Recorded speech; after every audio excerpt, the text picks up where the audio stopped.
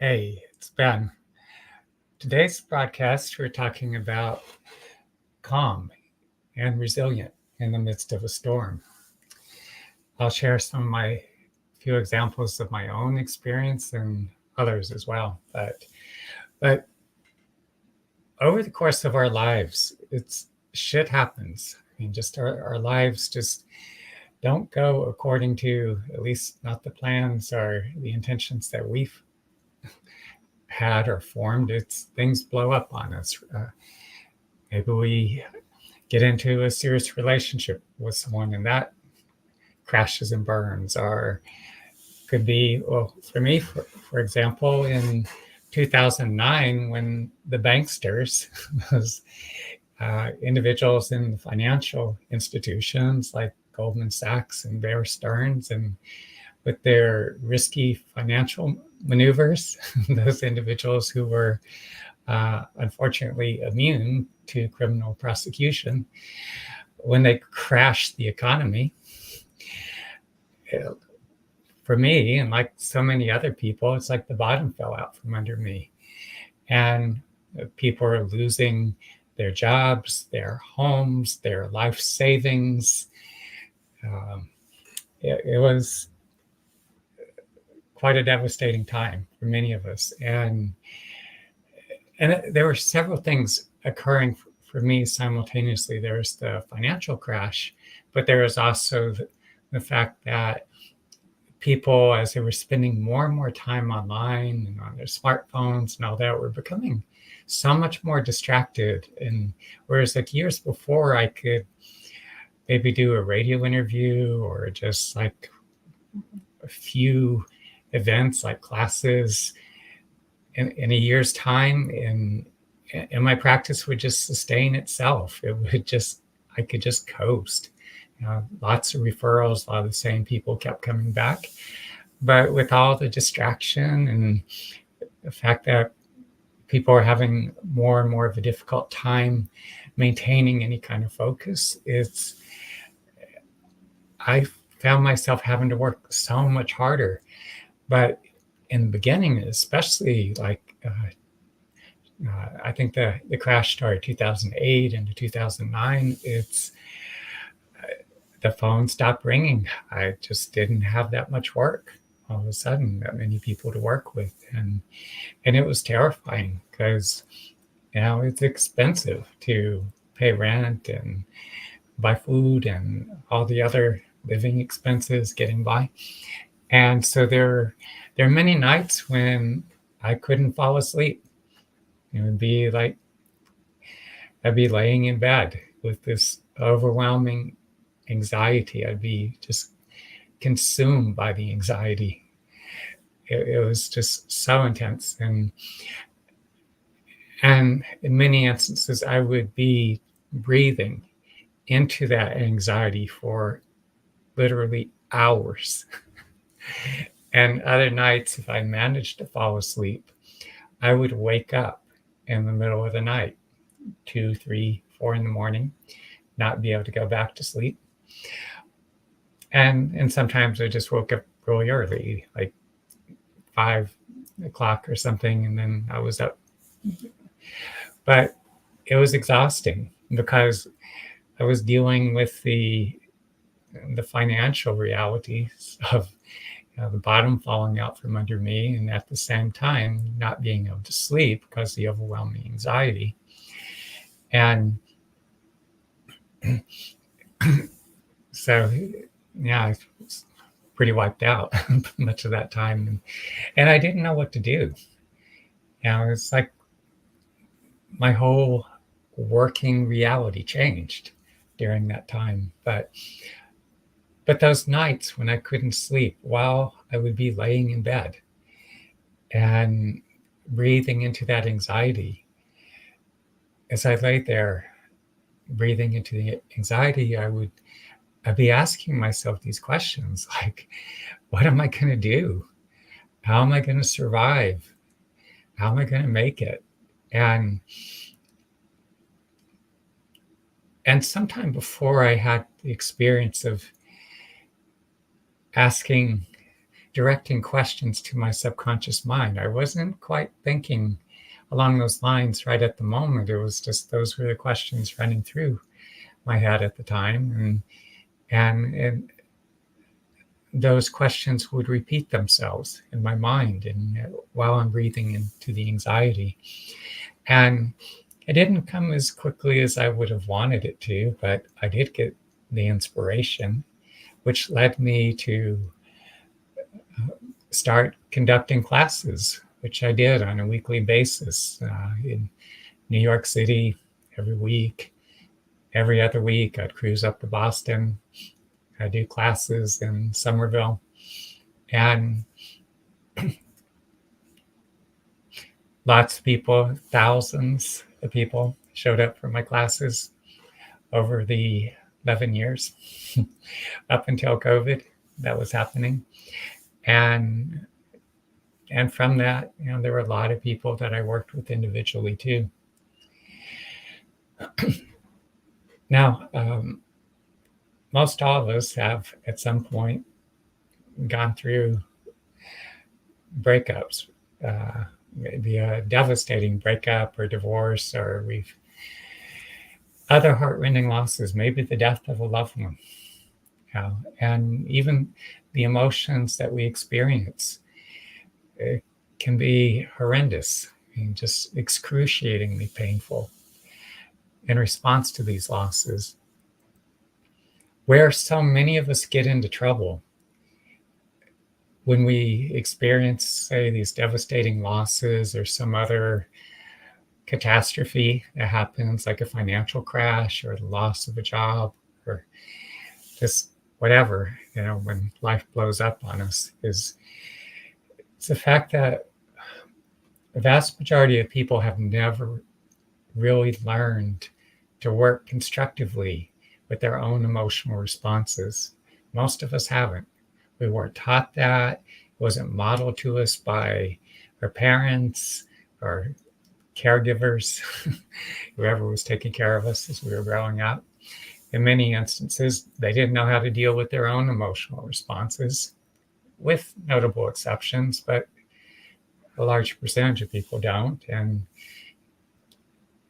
many instances, or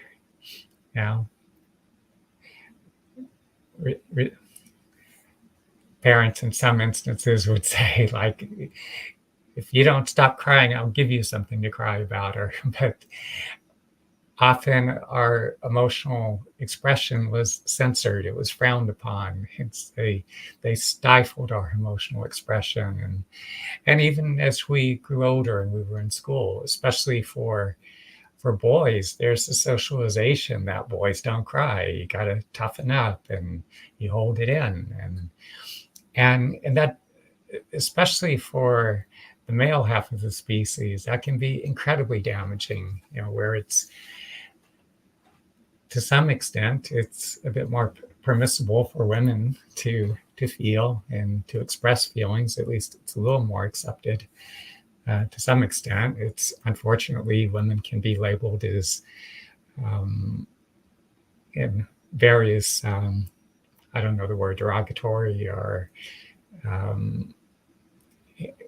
if they express anger, if they assert themselves. So it goes both ways there. But anyway, but shutting down emotionally as we're going through different experiences, the loss of a love, setbacks, again, if loss of employment, even as a child, if we're the last to be chosen for sports teams, or being ghosted, having a friend stop talking to you, all these kinds of things, they really hurt.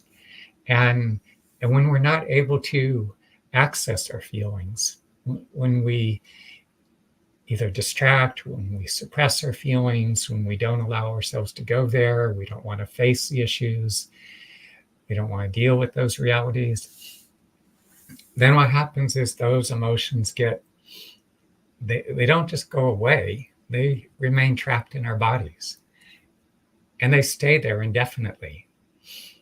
It's a lot of the traumas that we experience at different stages of our life, going all the way back to our childhood and adolescence.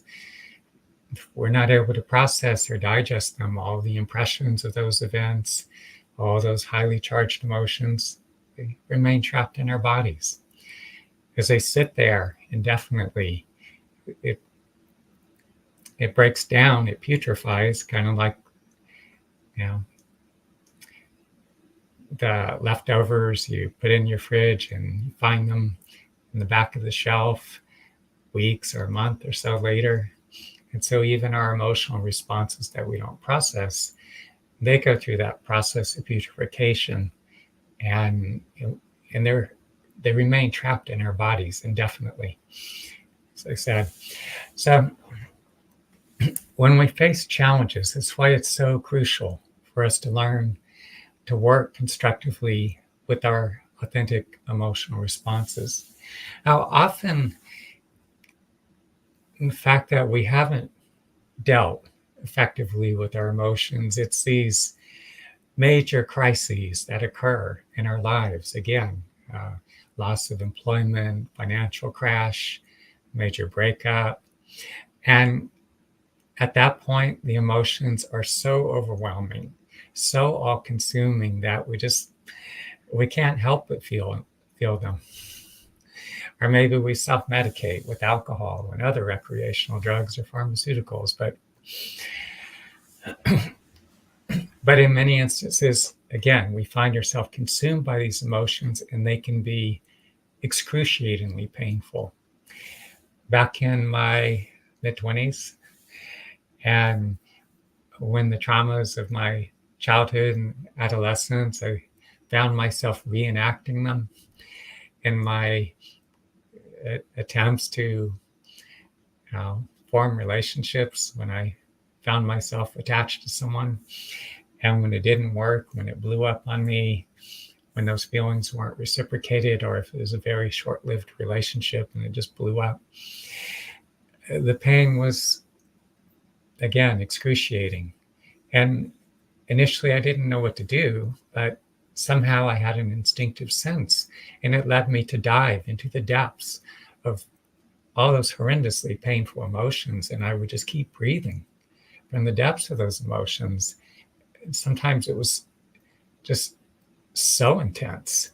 My entire body was just racked with those painful emotions. But at a certain point, I could feel it breaking open and beginning to come out of my body in waves. It felt like steam, like it was evaporating.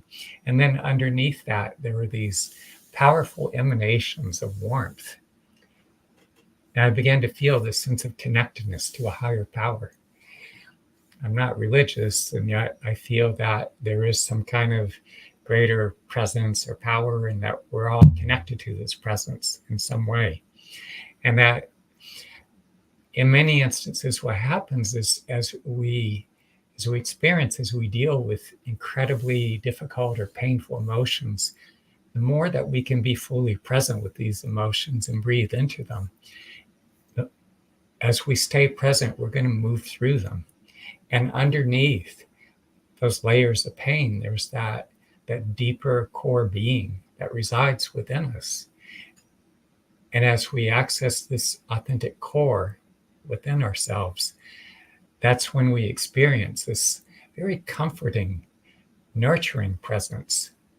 So as I continue to breathe into all these emotions, as like I said, the pain would break open, be coming out of my body in waves, and I could just feel this presence, this emanation coming from within. So as that happened, I felt calmer. I became more resourceful. Working with this practice, it activates your body and mind's own innate healing intelligence.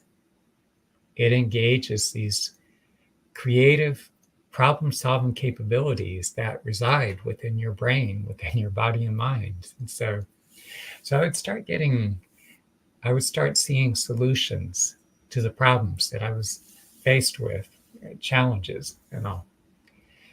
Or if I had formed an attachment to someone and that relationship wasn't working, I could feel that attachment dissolving. I could feel myself letting go. And I outgrew unhealthy attachments that way, facilitated this whole process of evolution.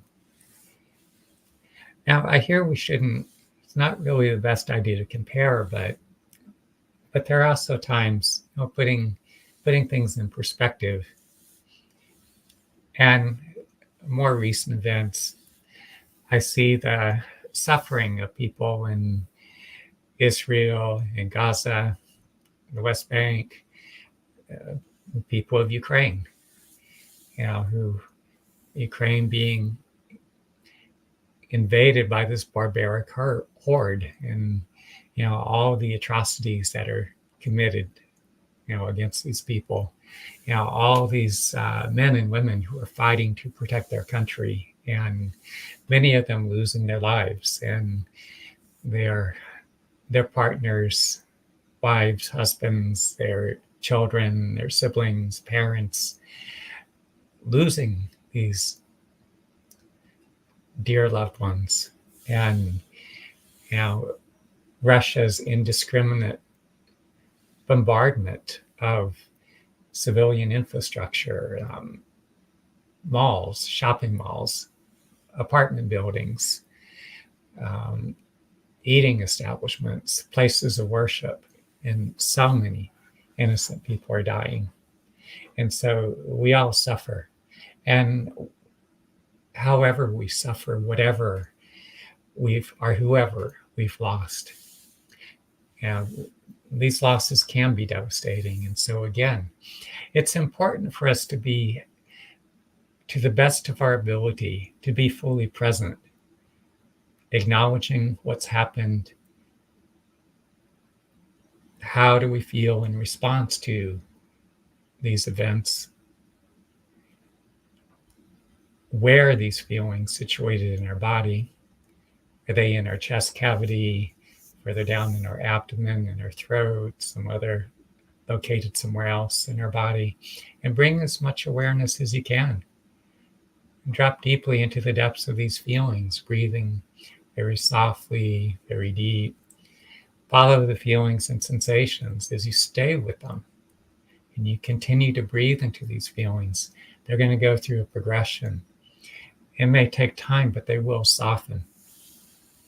It's also important how you breathe, because so many people breathe very shallowly, high up in their chest. And it creates this disconnect. It prevents us from as fully inhabiting our bodies. And the other thing is, when you're breathing way high up in your chest, you cannot adequately process or digest your emotional responses and those life experiences that are eliciting the emotional responses. So best you can, breathe all the way down to your abdomen. You want to fill up your chest cavity, expanding your rib cage. Breathe as slowly as you can. And in the worst of times, when the pain is so overwhelming, those feelings can be with you for hours, for much of the day, for weeks on end. Some of the losses, I hear of parents whose children were abducted, sexually assaulted, murdered, and the devastation from losses of this magnitude and some losses I don't know that you could ever fully recover from. If other instances where parents are estranged from their children, despite the fact that they did the absolute best they can. But we live in a day and age when relationships are disposable. People start dating and they ghost one another. Family members ghost one another. And that could be very painful. But the more that we can teach ourselves to acknowledge what's happened or is happening, and we stay present to the best of our ability to face the reality, to feel ourselves present in our bodies, to do the best we can to address the issues.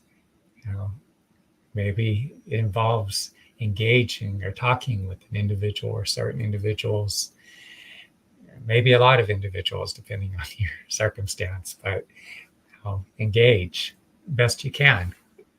Sometimes we need to tune into our intuition. There are times when you've said or done all you can, and there are times to disengage as well. Show up as present as you can, and be as present in your body as you're able to, feeling your authentic emotional responses, breathing softly and deeply into the depths of all these feelings and sensations. Because the more you can do so, it, as you work through, is you digest these life experiences, you digest your subsequent cognitive and emotional responses.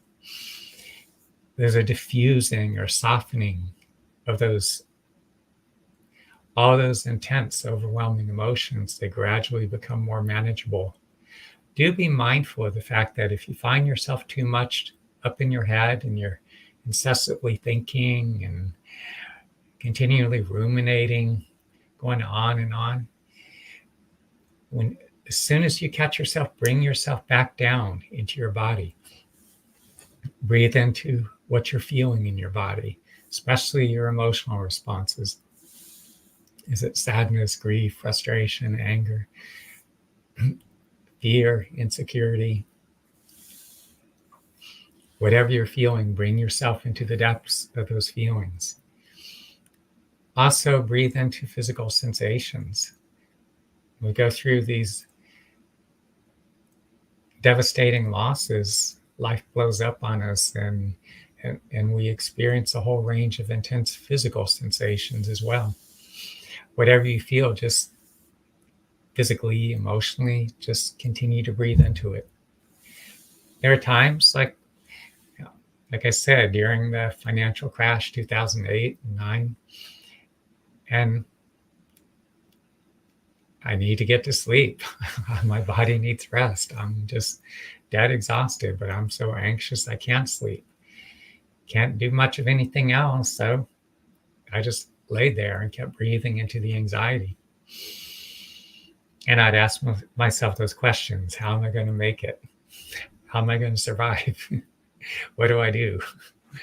But I might ask the questions like maybe 2, 3, 5% of the time. And the rest of the time, I'm just breathing into all the overwhelming emotions. And then going through those heart-rending losses in especially in my mid-20s up into my 30s. And I was so fucked up by the grief.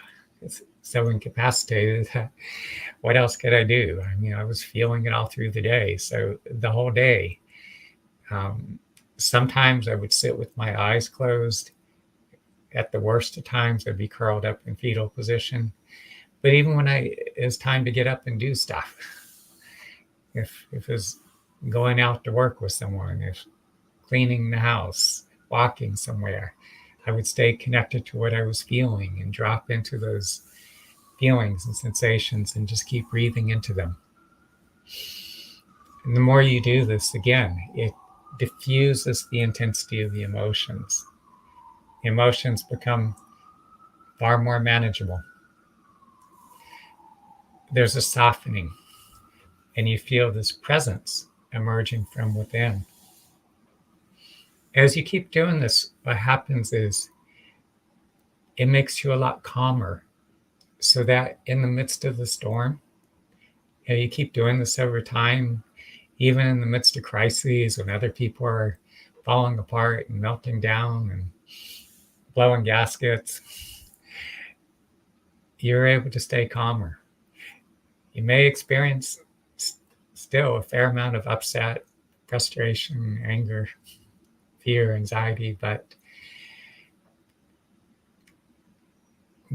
there is more calm. And And what's happening too is, I mentioned before, most of us not learning how to work constructively with our emotions. And because of that,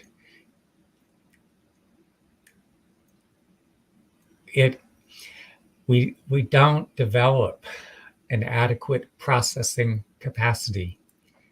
Your computers, your smartphones, they all have this processing capacity. And over the years, it's increased tremendously. In the beginning, maybe we could just do simple accounting programs or Microsoft Word in its early stages. You couldn't do a whole lot with the computers, but now there's all kinds of very sophisticated processes. I mean, you look at we can stream video, and I think of most applications. Gaming, for instance, probably uses the most RAM bandwidth or whatever, but even doing things like editing video uses a tremendous amount of the computer's resources. So it's, again, a much higher processing capacity. So when you when you suppress your emotions, if you medicate with alcohol and other recreational drugs or pharmaceuticals, psychotropic meds like antidepressants, anti-anxiety meds, then what will happen is that's reducing your processing capacity. And some people may require medications. I don't have time to go into that right now, but I think too, there are a lot of people that are on these medications mainly because they've never learned to work constructively with your emotions. But again, the more you learn to work constructively with your emotions, you're going to be chewing up and digesting your life experiences, your subsequent emotional and cognitive responses. You're going to gain insight. It's going to give you more clarity. You're going to become stronger. This internal strength is going to be emerging. You're going to develop greater resilience. As I said, when other people are having a meltdown, losing it, not coping, as you continue to do this practice, you face the storms of life, you're going to become stronger. You're going to become more and more resilient. It also helps when you can make use of the most effective therapeutic interventions. Oh, one other thing that, before I go to that I want to bring in. When you're overwhelmed emotionally, the more time you could spend outdoors, just being out on the earth, that helps to take the edge off. And especially like during the worst of times, I would go out walking for miles. I'd be doing walking meditation. I'd walk for hours on end at times and drop into the depth of those overwhelming emotions. And normally, like those emotions, like our bodies and minds struggle to process those emotions, so they just remain bottled up inside of us. But when I do the walking meditation, I could feel all those emotions extending out 3, 6, 8 feet around my body. And I could feel them circulating. And the earth has its own electromagnetic presence. And so the earth's electromagnetic presence would filter all those intense emotions. It would make them diffuse that intensity. It would make them more manageable. And so the walking meditation during the worst of times definitely did a lot to take the edge off. It helped me to maintain sanity. Just walk at a slow, gradual pace.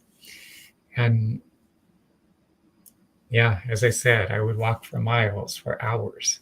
And so when you really give this practice ample opportunity, the time it needs to work, it becomes very powerful. We do need to be realistic that there are limits to our body-mind's innate healing intelligence. And so for that reason, we also need to be making use of the most effective therapeutic interventions, deep tissue body work, some, especially if you're in the early stages of the healing process, you could possibly benefit from working with the psychotherapist to help you gain a cognitive understanding of your background and your emotional wounding, and to help develop some basic coping resources. Work with gifted healers such as myself. My own process, training with a traditional Native American doctor, actual medicine man from the Kiowa tribe, involves going out to fast 4 days and nights, no food and water, alone in the mountains. I've gone dozens of times, and as I do this, there are times during the vision quest I feel this incredibly powerful presence descending into my body. It'd be like a near-death experience at times, where portions of my life are flashing before my eyes, and I'd be reliving those early traumatic experiences, or even more recent deeply wounding events, and be chewing it up, digesting it all, and I could feel like this whole new foundation being built within me.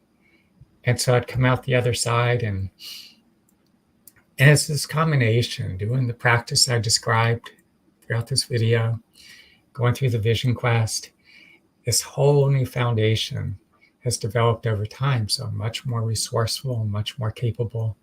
You do this, you keep expanding your range of motion. Again, you become stronger, more resilient. You just have greater resources to deal with whatever's going on in your life. And I know for most people, the vision quest is way too intense. Most of you will not go on a vision quest. Some, but most of you won't. However, so many people who have worked with me over the years describe the same experiences of the same processes of transformation taking place. They're able to digest. Those emotions are transformed, transmuted. They're able to digest those life experiences that were painful or traumatic, and their subsequent emotional responses. They come out the other side feeling much lighter, stronger, more capable, able to cope much more effectively with the challenges of everyday life. So if you find yourself challenged, overwhelmed, you're dealing with whatever financial stress, if you're facing challenges in your professional life, the loss of love, having gone through a devastating breakup or divorce, or even the death of a loved one, feel free to reach out to me. You'll find a link below this video where you can schedule a free 20-minute call with me. Challenge resolution, heartache strategy session, depending on your specific needs. But do reach out to me if I could be of assistance, and we'll get into it. So, covered a lot of ground here. I will leave you with this for now.